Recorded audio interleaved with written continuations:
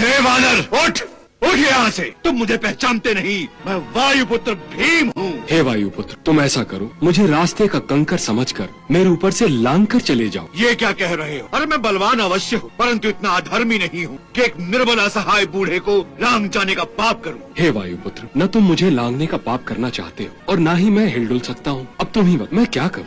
मेरी तुमसे एक विनती है, तुम कृपा करके मेरी पूंछ को हटाओ और अपना मार्ग बनाओ और फिर आगे बढ़ो। ने इन्हीं हाथों से बड़े बड़े वृक्षों को जड़ से उखाड़ कर फेंका है, फिर यह पूंछ किस खेत की मूली है? अभी हटाए देता हूँ। भीमसेन, यदि तुम दोनों हाथों से पूंछ उठाने का प्रयास करो तो अवश्य ही उठ जाएगी। दोनों हाथों से?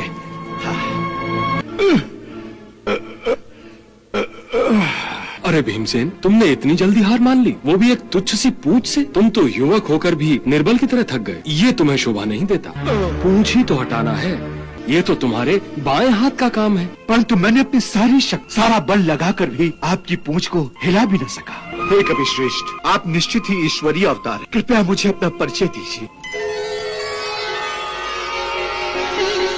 मैं प्रभु श्री राम का सेवक हनुमान हूँ।